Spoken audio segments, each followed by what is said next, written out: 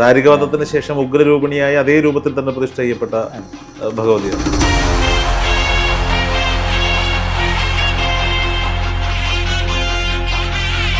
കൊടുങ്ങല്ലൂരിലെ ഭരണിയും കാവതീണ്ടലും കോമരം തുള്ളലും മാത്രമാണ് പുറമേ വൈറലാകുന്നത്. ക്ഷേത്രം എന്നുള്ളത് ശരിക്കും കാവ് സങ്കല്പമാണ് എങ്കിലും മഹാക്ഷേത്രത്തിൻ്റെ സങ്കല്പത്തിലേക്കായി. പരശുരാമനായി പ്രതിഷ്ഠിക്കപ്പെട്ട ശ്രീചക്രവും അതിനെ വീണ്ടും ഒന്ന് ശങ്കരാചാര്യർ പുനഃക്രമീകരണം ചെയ്തു. ശരിക്കും പറഞ്ഞാൽ കൊടുങ്ങല്ലൂർ ഭഗവതി ക്ഷേത്രത്തിൽ എല്ലാ വിഭാഗക്കാർക്കും പ്രാതിനിധ്യമുണ്ട്. സാധാരണഗതിയിൽ ക്ഷേത്രങ്ങളിൽ പ്രതിഷ്ഠ ചെയ്യുമ്പോൾ ആ മൂർത്തിയെ ശക്തമാക്കി നിർത്താനുള്ള പൂജകളാണെങ്കിൽ ഇവിടെ തിരിച്ച് ശാന്തയാക്കാനുള്ള പൂജകളാണ് എന്ന് പറഞ്ഞു. ഭണ്ഡാരത്തറ എന്നാ പറയുക, പക്ഷെ അത് ക്ഷേത്രത്തിലേക്ക് പോകാനുള്ള ഒരു ഭൂഗർഭ പാതയാണ്. സത്യത്തിലതൊക്കെ തുറക്കപ്പെടേണ്ടതല്ലേ? മാറിടം പറിച്ചെറിഞ്ഞ് മധുരാ നഗരം ചാമ്പലാക്കിയെന്നും ഉഗ്രരൂപിണിയായ ഭദ്രകാളിയാണെന്ന് പറയുമ്പോൾ തന്നെ കണ്ണകി ഭഗവതിയാണ് കൊടുങ്ങല്ലൂരിലുള്ളത്. ഭദ്രകാളിയുടെ കോപാഗ്നിയിൽ പ്രപഞ്ചം കത്തിയമർന്നപ്പോൾ ഭഗവാൻ പരമശിവൻ കുറുകെ കിടന്ന് ഭഗവാന്റെ നെഞ്ചത്ത് ചവിട്ടിയ ഭദ്രകാളി കുറ്റബോധത്താൽ പ്രപഞ്ചം മുഴുവൻ കത്തിയമർന്നത് കണ്ട് ദേവി 9 ഭാവങ്ങളിൽ 9 ദിക്കിലേക്ക് യാത്രയായി. നമസ്കാരം. ലോകമെമ്പാടുമുള്ള ദേവീ ഭക്തർ കൊടുങ്ങല്ലൂർ ഭരണി ദിവസത്തിനായി കാത്തിരിക്കുകയാണ്. നമ്മളുള്ളത് കൊടുങ്ങല്ലൂരിലാണ്. ഇന്ന് ബാക്ക് മീഡിയയിൽ അതിഥിയായി എത്തുന്നത് ഡോക്ടർ നരേന്ദ്രനാഥ് അടികൾ ആണ്. നമസ്കാരം.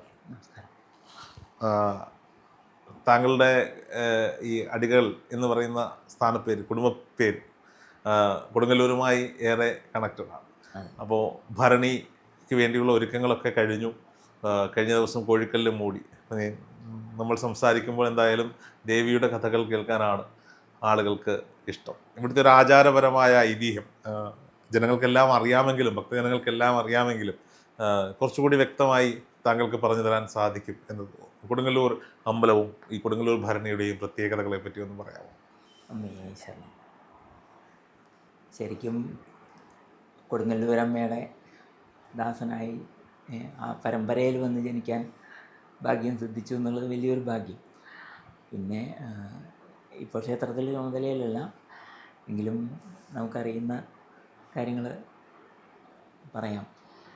ഞാൻ ശരിക്കൊരു എന്താ പറയുക, ലോകാംബികയെ പറ്റിയിട്ട് വിശദീകരിക്കാൻ എന്നുള്ളത് ആ തരത്തിൽ ഒരു ശക്തനല്ല. ശരിക്കും എല്ലാ ദേവീഭക്തരും ആദ്യത്തെ എന്ന് പറഞ്ഞാൽ ക്ഷേത്രം എന്നുള്ളത് ശരിക്കും കാവ് സങ്കല്പമാണ് എങ്കിലും മഹാക്ഷേത്രത്തിൻ്റെ സങ്കല്പത്തിലേക്കായി ഇരിക്കുന്ന അവസ്ഥയിലാണ് ഇപ്പോൾ ക്ഷേത്രമുള്ളത്. അതിൻ്റെ ഇപ്പോൾ ഭരണി ഉത്സവം എന്നുള്ളത് ശരിക്കും ഭഗവതി ദാരിക നിഗ്രഹത്തിൻ്റെ ആയിട്ട് ബന്ധപ്പെട്ടിട്ട് അതിൻ്റെ ശേഷം ആ ദേവിയെ ചികിത്സ ചെയ്യുന്ന ഇതാണ് അതിലത്തെ ഏറ്റവും പ്രധാനമായിട്ടുള്ളത്. ആ രേവതി ദിവസത്തിൽ അതിലേക്ക് വിജയം കഴിഞ്ഞു വന്ന് പിന്നെ അശ്വതി നാളിൽ ചികിത്സ ചെയ്യുകയാണ്. ചികിത്സ ചെയ്യുന്നത് എന്ന് പറഞ്ഞാൽ യുദ്ധത്തിലുണ്ടായ മുറിവുകൾക്കുണ്ടാകുന്ന അതെ അതിനെ തൃച്ചന്ദന ചാർത്ത് വളരെ പരിപാവനമായ അതാണ്. അതിലെ കൂട്ടുകളുണ്ടല്ലോ, അതൊക്കെ ഒരു വൈദ്യൻ്റെ നിർദ്ദേശപ്രകാരമാണ്. വേലൻ എന്ന ആ പരമ്പരയിലുള്ള ആളും ഉണ്ട് അവിടെ.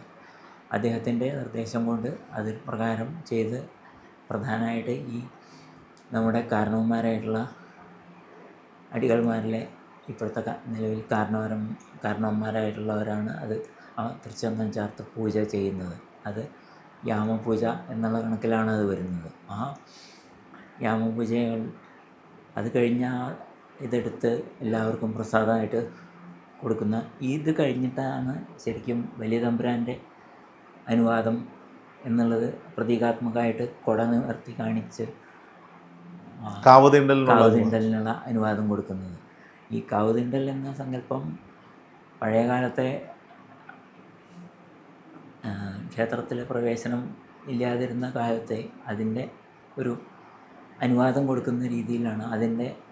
അത് വർഷത്തിലൊരിക്കൽ എന്നുള്ള മാതിരിയൊക്കെയാണ് അന്ന് ഉണ്ടായിരുന്നത്. പിന്നെ അത് കഴിഞ്ഞിട്ട് എല്ലാ കാലത്തും ഇപ്പോൾ വളരെ എല്ലാവർക്കും അനുവാദം പിന്നെ അങ്ങനെയുള്ള യാതൊരുവിധ പ്രശ്നങ്ങളുമില്ല. അടികൾ എന്ന നമ്മുടെ വംശം അതിൻ്റെ ശരിക്കും ഉത്ഭവം അഗ്നിഹോത്രിയെ എടുത്തു വളർത്തിയ ആ ഇല്ലത്തെ അദ്ദേഹത്തിൻ്റെ പരമ്പരയാണ് നമ്മൾ. പിന്നെ അതിൽ ചെറിയൊരു പതിത്വം വന്നു. അങ്ങനെയാണ് പതിത്വം വരിക എന്ന് പറഞ്ഞാൽ നമ്മുടെ ഒരു ക്ഷേത്രത്തിൽ അബദ്ധത്തിൽ അടി വെട്ടിയ ആടി ക്ഷേത്രത്തിലെ അഭിഷേകത്തിന്, അതിന് ശേഷം ആ കാര്യം കൊണ്ട് അവിടെ ചൈതന്യത്തിന് ഉറച്ച അവസ്ഥ വന്നു.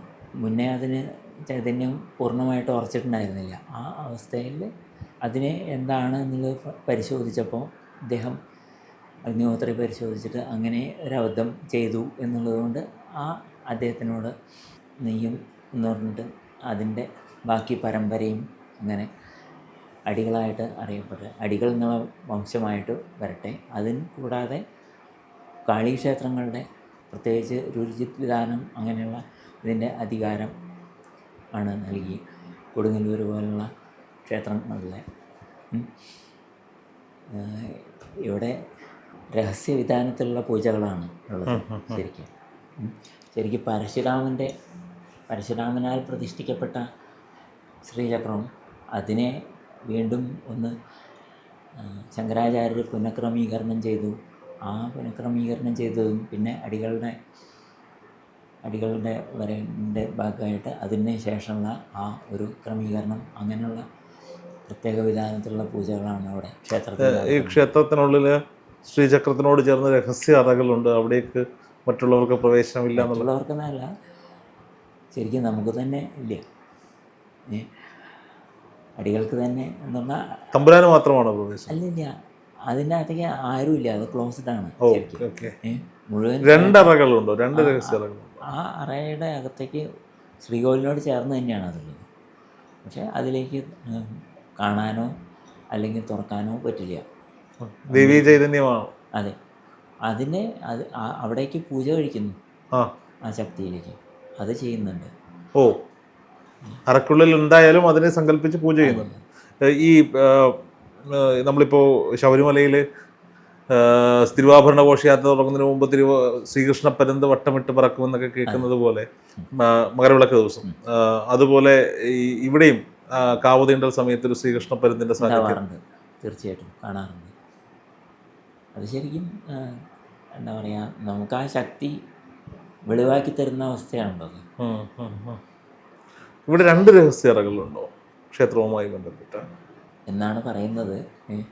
അതിനെ എന്തായാലും കൂടുതൽ വിശദീകരിക്കാൻ കഴിയില്ല, അനുവാദം ഇല്ല, രഹസ്യമാണ്. അതിൻ്റെ പൂജാവിധാനങ്ങളും അത്തരത്തിൽ തന്നെയാണ്. ഓക്കെ, ഞാനൊരു സംശയം ചോദിച്ചോട്ടെ. ഈ ബ്രാഹ്മണിക്കലല്ലാത്ത പൂജാവിധാനങ്ങൾ ക്ഷേത്രത്തിൽ ഇതിനകത്തോ? ഇവിടത്തെ ഇതിലില്ല. ഇല്ല. അപ്പോൾ ഞാൻ ഈ കോഴിവെട്ട് പോലെ മൃഗബലി പോലെ പുറമെയാണ്. അതുമായിട്ട് നമുക്കൊന്നും ബന്ധങ്ങളൊന്നുമില്ല. അതൊക്കെ ആചാരം അത് സമർപ്പിക്കാൻ വേണ്ടിയിട്ടുള്ള അവകാശങ്ങളുള്ള ഓരോരോ കുടുംബങ്ങളും അങ്ങനെയൊക്കെ വന്ന് അതാത് സമയങ്ങളിൽ, ശരിക്കും പറഞ്ഞാൽ കൊടുങ്ങല്ലൂർ ഭഗവതി ക്ഷേത്രത്തിൽ എല്ലാ വിഭാഗക്കാർക്കും പ്രാതിനിധ്യമുണ്ട്. അതെ, അത് കൃത്യമായി തമ്പുരാന്മാർ പണ്ട് പോയവർ ജാതി വ്യവസ്ഥ ഇല്ലാതാക്കാൻ വേണ്ടി ആകണമായിരിക്കും, എല്ലാവർക്കും സമത്വം ലഭിക്കാൻ വേണ്ടി തീർപ്പ് കൽപ്പിച്ചു കൊടുത്തിട്ടുണ്ട് എന്നുള്ളതാണ് കൊടുങ്ങല്ലൂരിന്റെ മറ്റൊരു സൗന്ദര്യം. അതെ, ആ ഒരു വിധാനം മറ്റുള്ള ഒരു ക്ഷേത്രത്തിലും ഇല്ലാത്തതാണ്. എല്ലാ ജാതി വിഭാഗത്തിൽപ്പെട്ടവർക്കും പ്രാതിനിധ്യം കൊടുത്തിട്ടുണ്ട്. അത് എന്നുവെച്ചാൽ അവകാശമായിട്ട് തന്നെ അവർക്ക് അത് അനുഭവയോഗ്യമാണ്, ഇന്നും എഴുതപ്പെട്ടതാണ്.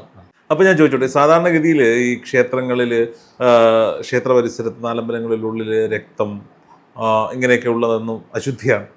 പക്ഷെ ഇവിടെ ഈ കോമരങ്ങൾ ഉറഞ്ഞു തുള്ളുമ്പോൾ വാളുകൊണ്ട് തലയിലേൽപ്പിക്കുന്ന മുറിവ്, ഇതുകൊണ്ട് നിരത്ത് വീഴുന്ന രക്തം, അതൊന്നും അശുദ്ധമാകില്ലേ?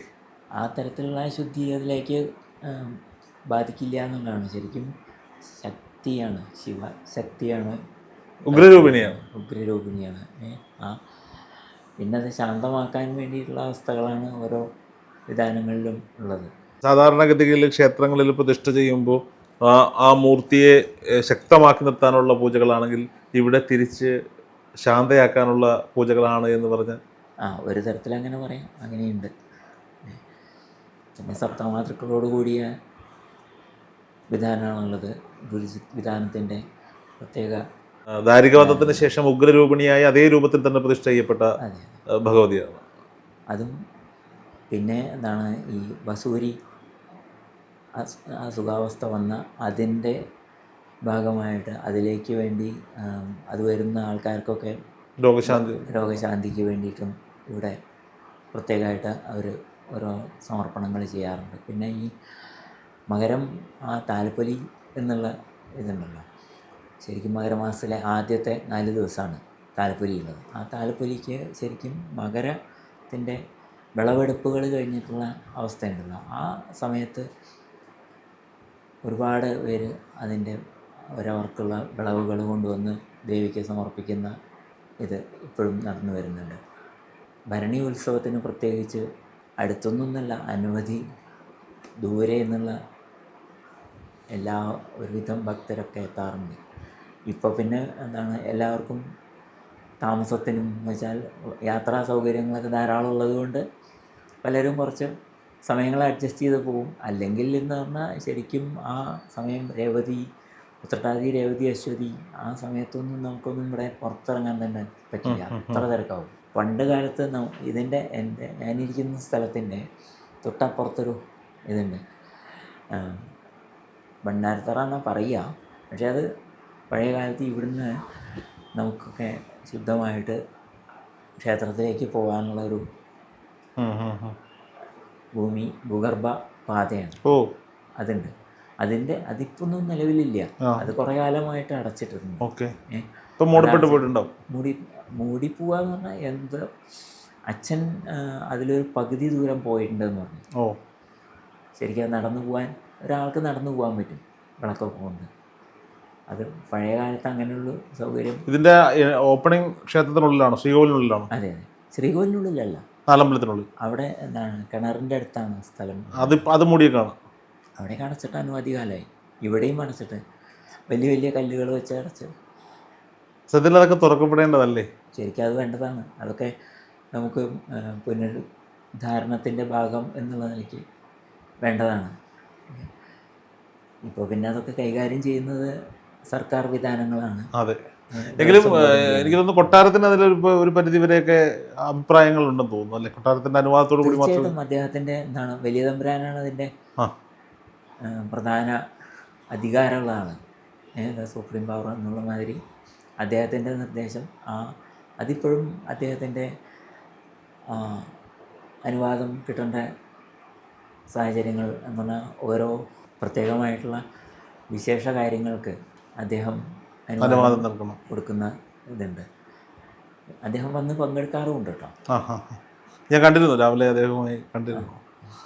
ഓക്കെ, എന്തായാലും നമ്മൾ കണ്ടതും കേട്ടതും അറിഞ്ഞതും അറിയാത്തതുമായ ഒരുപാട് ആചാരങ്ങളും ആചാരപ്പെരുമകളും സംവിധാനങ്ങളും സമ്പ്രദായങ്ങളും ഒക്കെ നിലനിൽക്കുന്ന ക്ഷേത്രമാണ് കൊടുങ്ങല്ലൂർ.